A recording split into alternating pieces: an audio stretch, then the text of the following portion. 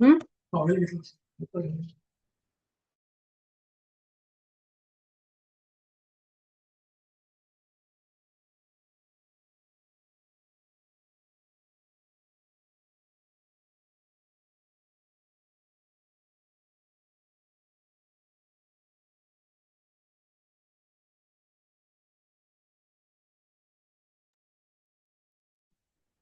Hello. प्रणाम सगळ्यांना. माझ्या सगळ्या कुटुंबियांचं मी खूप हृदयापासून स्वागत करते आपल्या आजच्या बाबाजींच्या या सत्रामध्ये. आपल्या सगळ्यांचं मनापासून हृदयापासून खूप खूप स्वागत. अनेक आभार तुमच्या सगळ्यांना की तुम्ही सगळेजण बाबाजींच्या या महान कार्यामध्ये सहभागी आहात. अनेक जन्मांची पुण्याई आणि साधना आपल्या उपयोगाला येते की आपण सगळेजण एक संकल्प घेऊन या कार्यासोबत जोडले गेलेलो आहोत. आपल्या सगळ्यांच्या आयुष्यात बदल करण्यासाठी बाबाजी इतके उत्सुक आहेत. कुठल्या तरी मार्गाने आपल्याला ते जोडले गेले ह्या आपल्या जन्मामध्ये, आणि हा मार्ग दाखवून आपल्या सगळ्यांच्या हृदयामध्ये तो प्रकाश पुन्हा एकदा जागृत करायचं मोठं कार्य त्यांनी केलेलं आहे, सुरुवात केलेलं आहे. जसं आज आपण ग्रुपवर बघितलं, जो पिक्चर होता आपण बघितला, फकीरियत नावाचा पिक्चर आहे. तर मी त्याच्याबद्दल ऐकलं खूप होतं आणि मी एकदा सांगितलं पण होतं की सगळ्यांनी बघा वगैरे. पण तो पिक्चर मी स्वतःच बघितला नव्हता आणि ती वेळ आज आली की बघायचंय बघायचंय बघायचंय करत तो तो राहिला राहिला राहिला. आज मला तो पिक्चर बघितल्यानंतर अनेक गोष्टी त्याच्यातून माझ्या पण ज्या काही होत्या, तो त्या गोष्टींची काही उत्तर मिळाली, काही गोष्टी समजल्या अजून डीप मध्ये की कसा क्रियायोगाचा हा प्रवास कसा पुढे पुढे आतापर्यंत ह्या काळापर्यंत हा प्रवास चालत आला. कसे स्वामी समर्थ असतील, शंकर बाबा असतील, हे सगळे गुरुजन एकत्र आलेत हे मला माहिती होतं. पण ते ह्या पद्धतीने आपल्या ग्रुपमध्ये सुद्धा आजच मला आपल्याच ध्यान सत्रामधल्या आपल्या ग्रुपमधल्या माधवीताईंचा फोन आला होता. माधवीताई ह्या कलावती आईंशी जोडलेल्या आहेत. त्या कलावती आईंच्याच भक्त आहेत. तशीच अजून एक वैजयंती आहे का नाही मला माहित नाही, तर ती सुद्धा कलावती आईंचीच भक्त आहे. त्यानंतर बाकी सगळेजण स्वामींचे भक्त, कोणी गजानन महाराजांचे, हे सगळेजण असे आपल्या ग्रुपमध्ये आहेत. आणि जर तो सिनेमा तुम्ही बघितला नसेल, पिक्चर, तर परत एकदा बघा की त्याच्यामध्ये जेव्हा क्रियायोगाची ती दीक्षेची जी प्रक्रिया सुरू असते, जेव्हा त्या ज्या गुरुमाई आहेत त्या सगळ्यांना क्रियायोग शिकवत असतात, तेव्हा समोर बसलेल्या सगळ्यांमध्ये कसे त्यांना वेगवेगळे साधू संत म्हणजे सगळ्यांची दर्शनं होतात आणि कसे त्यांच्यातले ते कसे त्यांच्यामध्ये येऊन ते सगळ्यांशी बोलतात, ते मीडियम म्हणून. त्या पिक्चरमध्ये खूप गोष्टी आपल्याला शिकण्यासारख्या आहेत. केवळ असं काही जादू किंवा हे हे असं नाही, सिद्धी किंवा ह्या गोष्टी नाही. तर खरोखर जेव्हा ही साधना आपण करतो कुठली पण, तेव्हा ती आपल्या अनेक जन्मांचं काहीतरी असतं, हे मी तुम्हाला ह्या आधी पण सांगितलंय.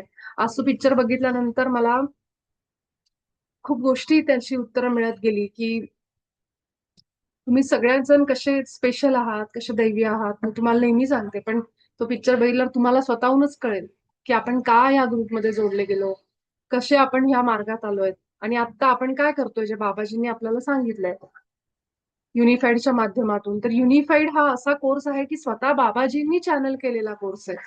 रॉजर लँडफेर यांच्या मार्फत तो चॅनल होऊन आला आणि त्याच्या पुस्तक रूपाने, आणि तो सगळ्यांपर्यंत पोहोचावा अशी बाबाजींची इच्छा होती की जेव्हा आपण इथं शुद्धीकरण करतो तेव्हा आपोआपच आपण त्या लेवलला व्हायब्रेशन्स वाढले जातात, जिथं आपण शुद्धी होत जाते अंतःकरणामध्ये.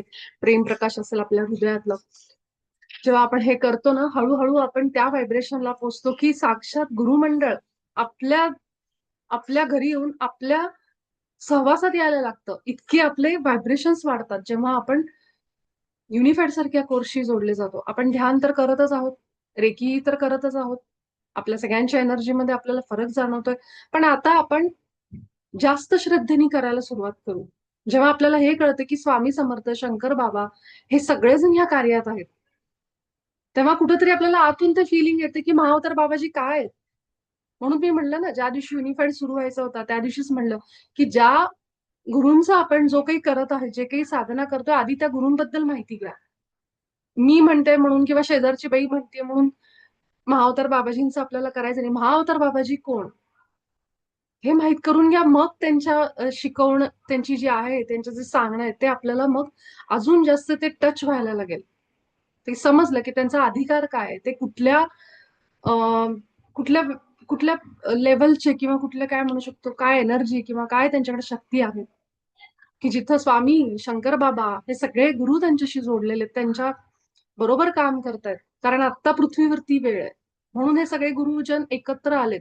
माझ्या ग्रुपमध्ये, आपल्या ग्रुपमध्ये, कुटुंबामध्ये अनेक जण असे आहेत की जे स्वामींचे भक्त आहेत. आणि मी जसं नेहमी सांगते की मला वाटायचं की का स्वामी त्यांना माझ्याशी जोडतायत. कारण मी तर काही स्वामी म्हणजे मी काही एवढी स्वामींच्या मार्गात नाहीये मी. मी शंकर बाबांना माझे गुरु मानलं होतं आणि तेही अ, आता तर त्यांची काही उपासना माझ्याकडनं होत नाही. पण मला असं वाटायचं ते स्वामी का असं करतायत, की त्यांच्या सगळ्या भक्तांना ध्यान साधनेत का आणतात? त्याची उत्तरं मला हे पिक्चर बघायल्यावर मिळालीच, पण त्याच्या आधी सुद्धा मला अनेकदा ती सायन्स मिळाले होते. आपोआपच मी स्वामींच्या दर्शनाला जात होते. माझ्या मिस्टरांमुळं, कधी माझ्या सासूबाईंमुळं अशा गोष्टी घडत होत्या. हे युनिफाईड सुरू व्हायच्या आधीच ऑक्टोबर महिन्यात मी पिठापूरला गेले. मी काही दत्त महाराजांचं एवढं करत नाही. मी कुठल्याच असं एवढं माझ्याकडनं होत नाही, जेवढं बाकी लोक उपासना करतात, हे करतात. त्यामुळे मला असं वाटत होतं, मी पिठापूरला का जाऊ? माझी इच्छा होत नव्हती. पण मी गेले ते माझ्या सासूबाईंमुळं. आणि तिथून आल्यापासून ऑक्टोबर महिन्यापासून अनेक बदल मी माझ्या आयुष्यात बघायला लागले. कारण हे सगळं जे कार्य आपण करतोय ना, हे घडण्यापूर्वीच अनेक ठिकाणाहून आपोआपच दत्त महाराजांची मला दर्शनं व्हायला लागली. आज कुठे इथं, आज कुठे ते तिथं किंवा अशा ठिकाणची. जे माझ्या मनातही नव्हतं, की आपण असं जाऊन कुठेतरी दर्शन. कारण मी बाहेर देव-देव करणाऱ्यातली नाहीये. खरं सांगायचं तर. मला असं वाटतं, की मी ध्यान केलं, की माझं सगळं आलं. अशा विचारांची थोडी मी आहे. आणि जे काही आहे ना, ते घरी बसून मी त्यांना श्रद्धेने, पवित्र मनाने मी त्यांना हाक मारेन. त्यांचं स्मरण करेन. पण मला कुठल्याही देवळात जायला सांगितलं, तर मला थोडं त्याचं असं वाटतं नाही जायचं मला देवळात. अशा पद्धतीचं थोडं माझं मानसिकता बनत चालली होती. पण दत्त महाराजांची जी दर्शनं आहेत, दत्त महाराजांचं मी म्हणते, की कलियुगातली अशी एक देवता आहे, की जिचं अस्तित्व आपण अमान्य करूच शकत नाही. अशी देवता आहे ती जागृत. आणि म्हणजे मी तेवढी ज्ञानी नाहीये त्यांच्याबद्दल बोलण्या इतकी. पण मला जे अनुभव आले त्यावरनं मी सांगते, की मी सतत फक्त घरी बसून ध्यानधारणा किंवा ह्या गोष्टी किंवा पवित्र मन जितकं आपलं ठेवता येईल त्याच्यावर मी फोकस करायचे. ना की कुठल्यातरी देवळात जाऊन रांगेत उभं राहून अभिषेक किंवा देवाचं दर्शन घ्या. हे सगळं माझं कमी झालं होतं. बंद नव्हतं झालं, कमी झालं होतं माझं. पण महाराजांनी युनिफाईड सुरू होण्याच्या आधीच ती दर्शनं द्यायला सुरुवात केली. आणि ते मला सगळं उलगडत चाललं, की का असं होतंय? का माझ्या शरीरामध्ये मला खूप परिणाम जाणवायला लागले होते, बदल जाणवत होते, की असं काहीतरी सुरू होणार आहे हे मला समजत होतं. माझं सोलार प्लेक्सिस मणिपूरमध्ये मी अनेक दिवस झाले, 2-3 आठवडे झाले, एक प्रकारचा अग्नी जसा असतो ना, तर मला आधी वाटत होतं उन्हाळा आहे, पित्त आहे, ॲसिडिटी आहे, ह्या उष्णता वाढली ह्याच्यामुळे होत असेल. पण ज्या दिवशी युनिफाईड अनाउन्स केलं गेलं ग्रुपवर, त्या दिवशी माझ्या पोटातली ती आग, तो अग्नी थांबला. आणि सगळं अचानक घडलं. कारण कुठेही डोक्यात नव्हतं, की आत्ता युनिफाईड सुरू करायचं वगैरे. तर बघा, की इतके सगळे बदल बाबाजी घडवून आणतात. तर पूर्ण श्रद्धेने या कोर्समध्ये उतरा. मी एवढंच सांगते. इतका सोप्पा आपल्याला मार्ग दिलाय ना बाबाजींनी, इतका सोपा दिलाय, की ह्याच्यापेक्षा सोपं काहीच असू शकत नाही. आपण क्रियायोग जरी करायचं म्हणलं, जसं मी क्रियायोगची दीक्षा घेतली. पण क्रियायोग जरी करायचं म्हणलं, तर त्याला एक साधन आहे. कमी वेळेसाठी 20-25 मिनिटं मला वाटतं लागतात क्रियायोगला. ज्यांना इच्छा असेल ना, जरूर क्रियायोगसाठी सुद्धा प्रयत्न करा, मी सांगेन. मी सुचवेन म्हणजे तुम्हाला, की क्रियायोग ज्यांना इच्छा आहे ना, तर जरूर करा. त्याच्यानी अनेकांचं आयुष्य बदललंय. तर बाबाजींचा क्रियायोग आहे हा. त्यामुळे त्यावर पण प्रार्थना करा. एक संकल्प बाहेर टाका, की असे एक क्रियायोग शिकवणारे, एक असे मास्टर माझ्या आयुष्यात येऊ देत आणि मग तुम्हाला नक्की ते मिळेल. नक्की मिळेल. त्यामुळे तुम्ही तो संकल्प बाहेर टाका. कारण मलाही माहित नाहीये, की असे कोण मास्टर आहेत, की जे क्रियायोग आपल्याला योग्य पद्धतीने शिकवणारे भरपूर आहेत. पण योग्य पद्धतीने क्रियायोग शिकवण्यासाठी योग्य मास्टर आपल्या आयुष्यात येणं गरजेचं आहे. गुरु येणं. आणि त्यासाठी तुम्हीच तो संकल्प बाहेर टाका, ज्यांना कुणाला इच्छा आहे. मी बाबाजींना प्रार्थना केली होती, की बाबाजी मला क्रियायोग मी दीक्षा घेतलीये खरं, पण मला ते जमत नाहीये. का माहित नाहीये मला. पण माझी वेळ आली नसेल कदाचित. पण तुम्ही मला काहीतरी वेगळं साधन द्या.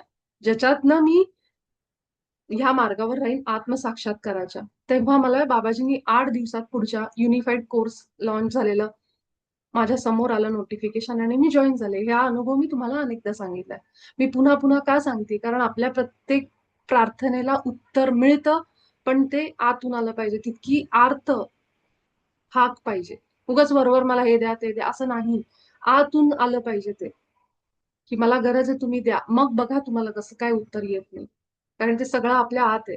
जसं ह्या महिन्यांच्या बाबतीत माझ्या बरोबर असे प्रसंग होत गेले, तसे तुम्हालाही आता तुमच्या आयुष्यात अनुभव येतील.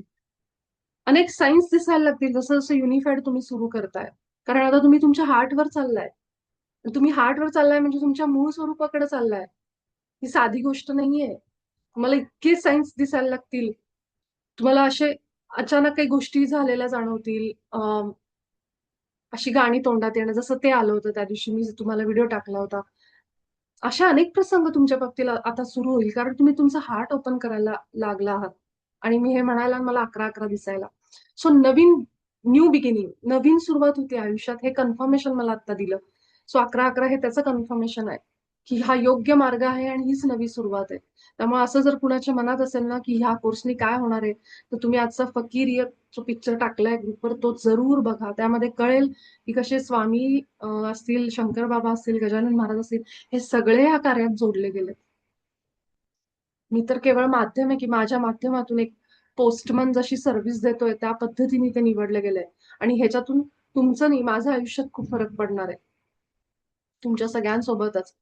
ते काम मला दिले गेले कारण मी बाबाजींना रिक्वेस्ट केली होती जेव्हा मी युनिफाईड शिकवत होते. आणि म्हणून मी म्हणलं ना, की ह्या कोर्सच्या दरम्यान तुम्ही स्वप्नपूर्ती कशी करायची हे सुद्धा शिकणार आहात. हे आहे त्या कोर्समध्ये. आणि ते असं युट्यूबवरचं उगाच कुठलं तरी मॅनिफेस्टेशन असं नाहीये. प्रॉपर दिलेलं आहे बाबाजींनी, की कसं आपली स्वप्नपूर्ती, इच्छा प्रकटीकरण हे आपण कसं करतो. कारण त्याचा आपला मूळच बाबाजींनी ठेवलाय, की आपण ईश्वरी प्रतिमेत बनलोय. इथूनच सुरुवात आहे. जर तुम्ही मान्य नाही केलं, की मी ईश्वरी प्रतिमेत बनली, तर तो पुढचा पाठ होणारच नाही. त्यामुळे आधी सगळ्यात महत्वाचा आहे तो पहिला धडा आपला. हृदयात केंद्रित होणं आणि मान्य करणं, की मी ईश्वराच्या प्रतिमेत बनले आहे. आणि ज्यांनी ज्यांनी पहिला पार्ट ऐकले नाहीये, तर मी रिक्वेस्ट करेन, की तुम्ही पुढे जाण्याआधी जे आपलं पहिल्या धड्याचं डिस्कशन झालंय कालपर्यंत, ते सगळे YouTubeवरचे व्हिडिओ बघा, तरच तुम्हाला पुढे काय होणार हे कळेल. कारण ते खूप डीप आहे नॉलेज. हे वरवरचं पुस्तकी वाचन नाहीये. उगाच गीता वाचली, एक-एक पान वाचून काढलं, भगवंतानी श्रीकृष्णाने काय सांगितलं, ह्यांनी काय सांगितलंय आणि ते वाचन करून त्याचा अर्थ सांगितला, हे ह्याच्यासाठी नाहीये हा कोर्स. मी खरं सांगते माझ्या अनुभवावरनं. हे आपण सगळं आत उतरवणार आहे. आणि खूप डीपमध्ये जाणार आहे आपल्या. खूप डीपमध्ये जाणार आहे. त्यामुळे ह्याचा सिरियसनेस समजून घ्या. आपल्याला सिरियसनेस म्हणजे इथे येऊन कुठं गंभीरतेने नाही, पण हे आपण जे घेतो एक-एक वाक्य, हे आपल्याला आयुष्य बदलणार आहे. या दृष्टीने ह्याच्याकडे बघा. असं सांगायचं मला. त्यामुळं हे कुठलंही पुस्तक वाचन नाहीये. हे आपल्याला आतल्या लेव्हलला जाऊन आपण त्याची हिलिंग करणार आहोत. प्रत्येक गोष्ट आत उतरवणार आहोत. आणि त्याच्यासाठी मी भगवंताच्या प्रतिमेत बनली आणि समोरचाही त्याच प्रतिमेत बनलाय. हे मान्य करायचंय. तर पहिला धडा जो आपण झाला, ठीक आहे? तर आधी आपण आपलं ध्यान घेऊ हृदयावरचं. त्यानंतर काल 2 प्रश्न मी सगळ्यांना विचारली होती. त्या प्रश्नांची उत्तरं त्याच्यावरचं डिस्कशन आपण पुढच्या पार्टमध्ये म्हणजे ध्यानानंतर घेऊ. ठीक आहे? तर आपण सगळेजण डोळे मिटू, आरामात ज्या कुठल्या स्थितीला आपण बसलोय, जिथं कुठं तिथं शरीर एकदम स्थिर करून, आरामात मागे सरकून निवांत बसा, स्थिर बसा.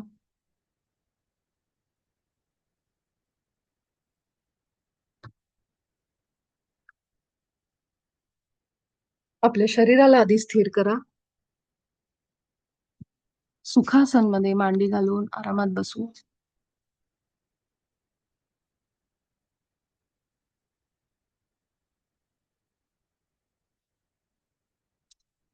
आपण आता ह्या पद्धतीने श्वास घेऊ, की मोठा दीर्घ श्वास आपण घ्यायचा.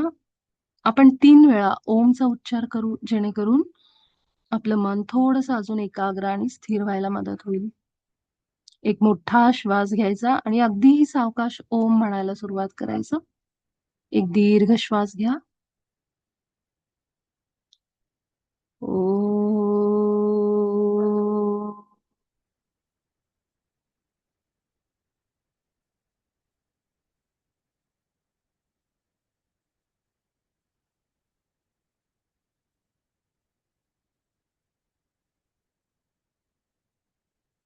दीर्घ श्वास. ओ.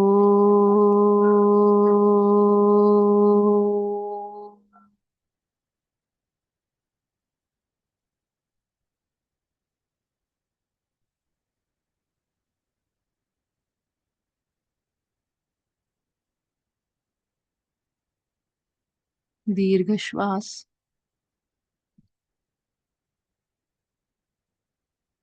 ओ.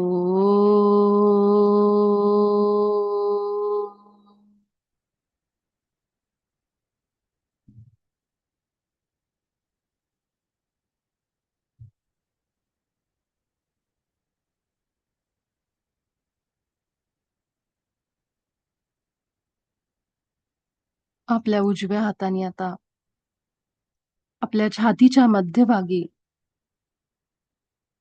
थोडंसं टॅपिंग करायला सुरुवात करा. स्पर्श करायचा आपल्या छातीच्या मध्यभागावर. आपल्या हाताच्या बोटांनी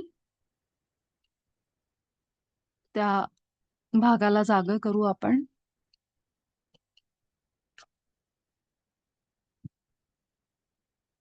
टॅप टॅप टॅप करू शकता.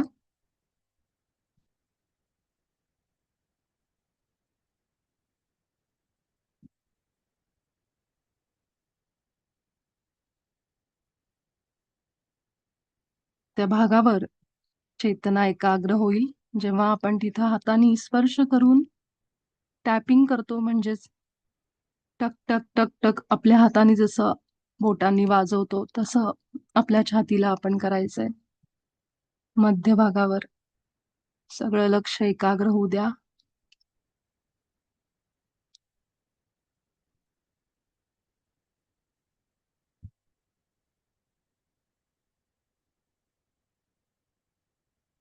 आता आपले दोन्ही हात आपल्या छातीवर ठेवा.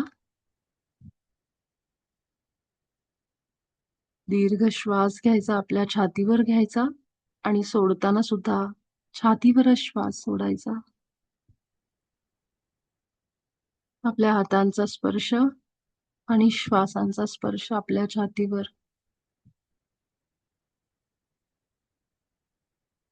जिथं आपण आता हाताने थोडंसं टॅपिंग केलं होतं, स्पर्श केला होता, त्या भागावर केंद्रित व्हायचा प्रयत्न करा.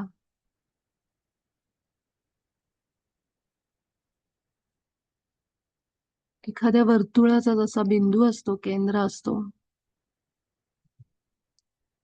तसं आपल्या शरीराचा, आपल्या ऊर्जा मंडळाचं केंद्र म्हणजे आपलं हृदय. तसं आपल्या या छातीच्या मध्यभागावर तो एक केंद्रबिंदू आहे ज्याच्या भोवती आपलं अस्तित्व आहे.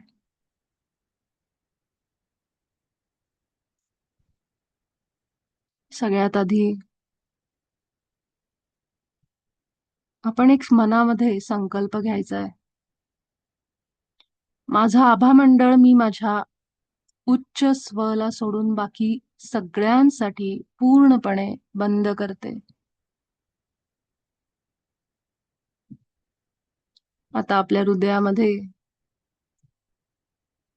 आपल्या आत वाहणाऱ्या या चैतन्याला, ही शक्ती जी मला श्वास देतीये, हृदयाची धडधड सुरू ठेवतीये, त्या शक्तीला आपण आभार मानायचे.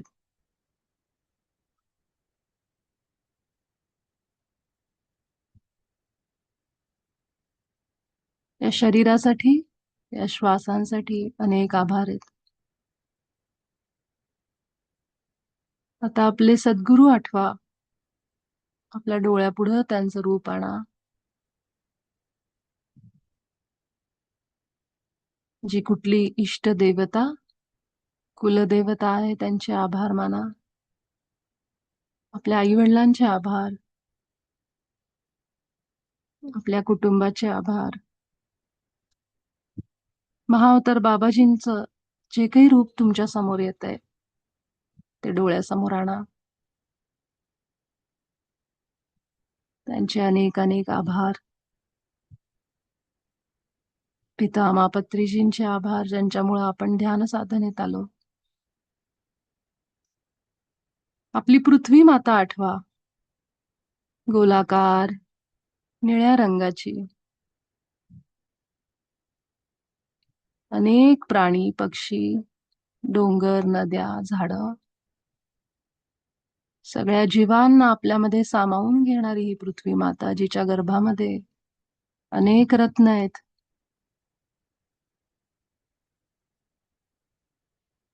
आपण सगळे जीव या पृथ्वी मातेच्या शक्तीवर जगत आहोत.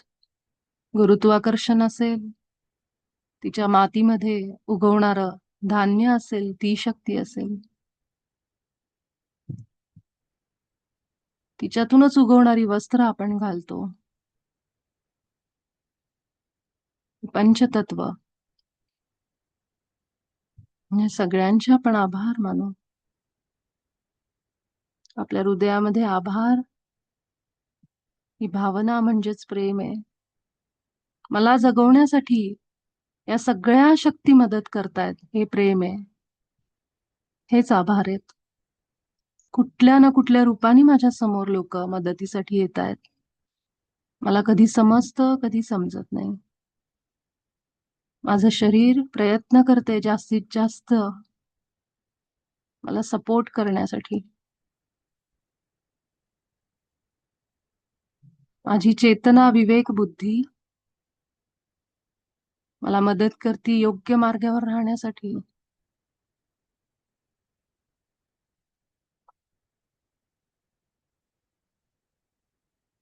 कारण मी ईश्वराच्या प्रतिमेत बनलो आहे.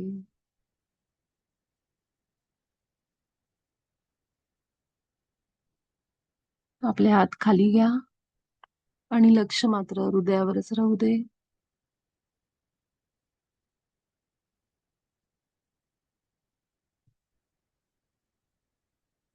आपल्या आतून हे वाक्य म्हणा, मी ईश्वराच्या प्रतिमेत बनलो आहे.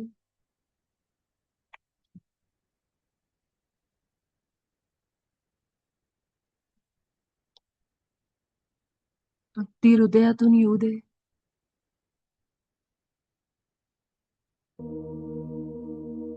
आपले संत गुरु अनेकदा आपल्याला हे सांगायचा प्रयत्न करून गेले. तुझ्या आत जा, तुझ्या हृदयात जा. ज्या गोष्टीसाठी तू माझ्या मागे लागलायस, माझी प्रार्थना करतोयस, अरे लेकरा, हे सगळं तुझ्या आतच आहे. मी सुद्धा तुझ्या आत आहे.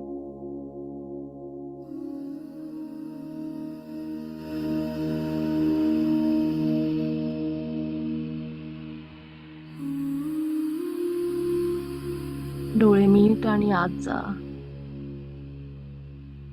तुझ्या हृदयात बघ, मीच आहे. कधी श्री रामांच्या रूपाने आहे, कधी श्री कृष्णाच्या रूपाने आहे, कधी श्री विठ्ठलाच्या रूपाने आहे, कधी रुक्मिणी मातेच्या रूपाने आहे. कधी मी तुझी राधा आहे, कधी मी तुझी सीता आहे, कधी मी श्री स्वामी आहे, कधी मी गजानन महाराज आहे, कधी मी साईबाबा आहे. अनेक नावांनी माझं अस्तित्व आहे, पण मी तुझ्या आत आहे. तुझ्या हृदयात जा, तोच रस्ता आहे.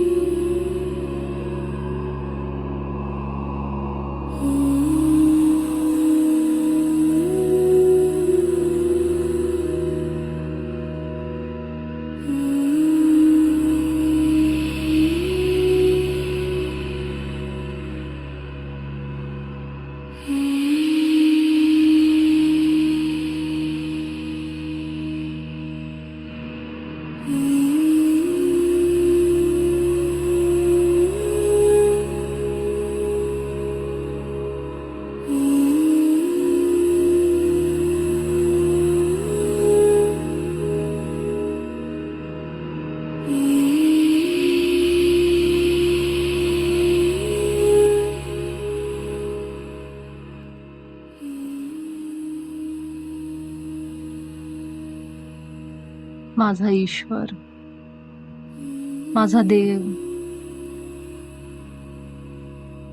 प्रेम आहे. मी सुद्धा ईश्वराच्याच प्रतिमेत बनलोय, म्हणून मी सुद्धा प्रेम आहे. माझा ईश्वर चराचरात आहे, कणाकणात आहे, म्हणून मी सुद्धा चराचरात आहे. त्याचे सगळे गुण माझेत.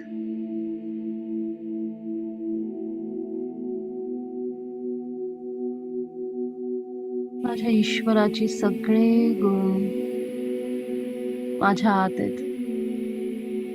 करुणा आहे, शांती आहे, आनंद आहे, उत्साह आहे, निरागसता आहे, पवित्रता आहे, अनंत बुद्धिमत्ता आहे, सर्व व्यापकता आहे.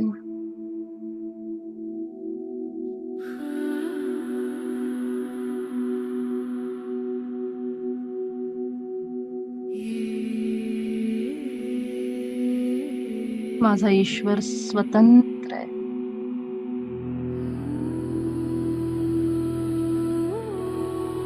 मी सुद्धा स्वतंत्र आहे.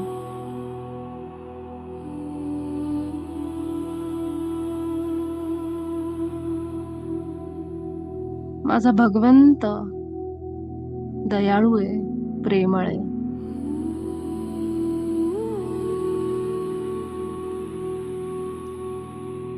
माझ्याकडून चुका घडल्या तरी सुद्धा तो माझ्यावर प्रेम करतो, आणि चांगलं कर्म असलं तरी सुद्धा माझ्या आतच आहे. त्यामुळे मी सुद्धा निस्वार्थी प्रेम आहे. कुणाकडून चूक घडली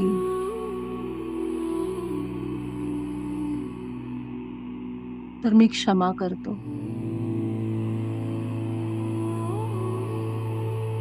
कारण मी त्याच्याच प्रतिमेत बनलोय. माझ्याकडून झालेल्या चुकांना तो माफ करतो, क्षमा करतो. तसंच माझं आहे.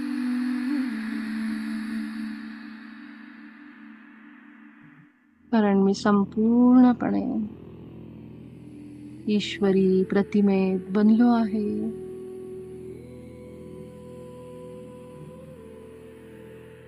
कुठलंही कारण, कृत्य, कर्म ह्या मूलभूत सत्याला बदलू शकत नाही.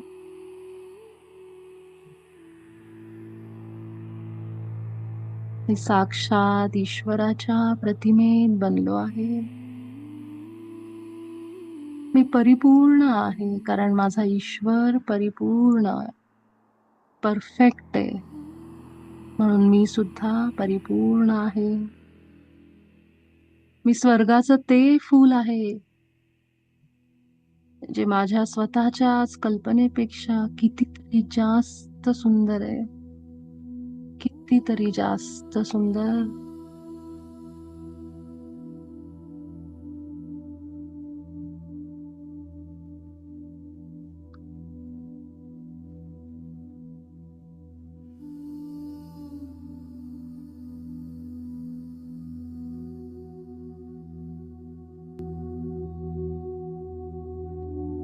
माझी बुद्धिमत्ता अनंत आहे, माझी चेतना अनंत आहे.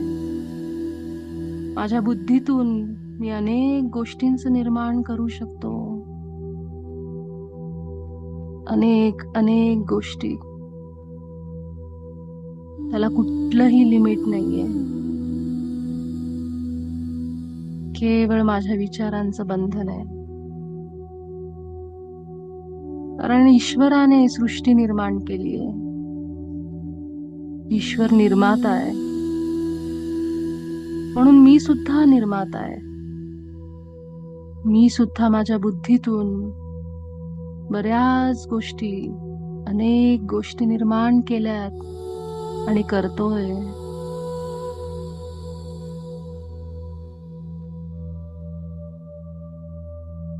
सृजन, निर्मिती.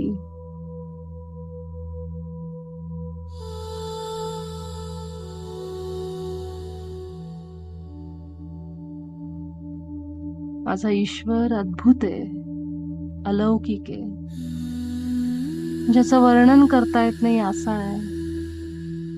अनेक गुणांनी श्रेष्ठ आहे.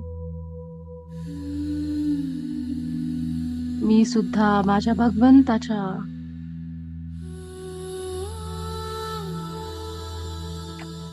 प्रतिमेत असल्यामुळं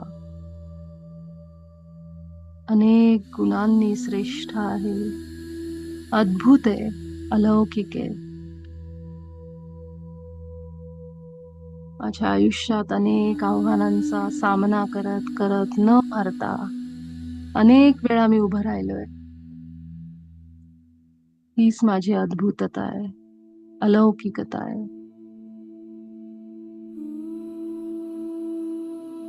जिथं माझ्या आतमध्ये निराशा, द्वेष अशा अनेक गोष्टी असल्या तरी सुद्धा माझा फोकस, माझं लक्ष माझ्या चांगल्या विचारांकडे, गुणांकडे असल्यामुळं मी प्रत्येक वेळेला उभं राहिलोय. हीच ती अद्भुतता आहे. कारण माझा ईश्वर अजिंक्य आहे.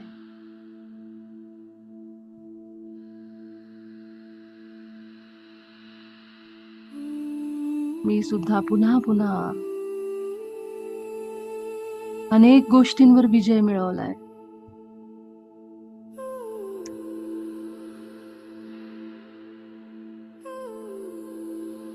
माझा ईश्वर विश्वास आहे, ज्याच्यावर मी अनेकदा कितीतरी गोष्टी विश्वासाने सोडून दिल्यात. मी सुद्धा विश्वास आहे. माझ्यावर अनेकांनी कितीतरी वेळा विश्वासाने कितीतरी कामं सोडली. मी स्वतःवर विश्वास ठेवला. तो विश्वास माझ्या आतमध्ये पण आहे, कधी बाहेरच्या लोकांच्या रूपाने, कधी माझ्या स्वतःच्या रूपानेच. विश्वासाचा गुण माझ्यामध्ये सुद्धा आहे, कारण मी त्याच्याच प्रतिमेत बनलोय.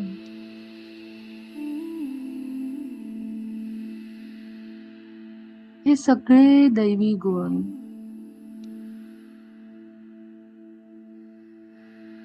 केवळ लपलेले होते, झाकलेले होते, पण ते सदैव माझ्या आत आहेत, आधीपासूनच.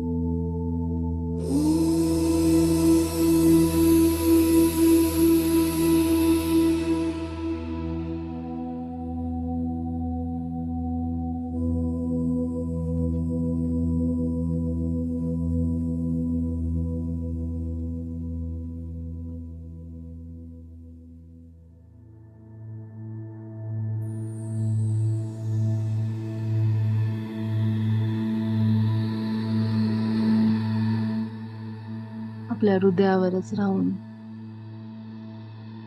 ईश्वराचं अस्तित्व आपल्या हृदयावर फील करत राहा, अनुभव करत राहा. हृदयावरच केंद्रित राहा. हळूवार आपल्या दोन्ही हातांना आपल्या डोळ्यांवर घेऊन जाऊ.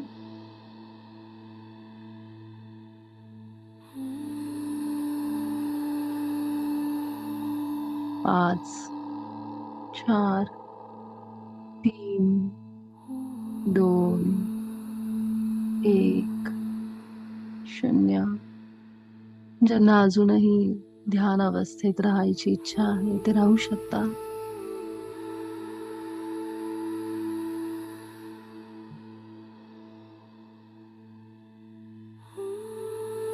काही वेळ घेऊन सावकाश आपले डोळे उघडून पुन्हा एकदा या सत्रामध्ये त्याच लिंकवर जॉईन व्हा. काही क्षणांचा ब्रेक घ्या आणि मग या.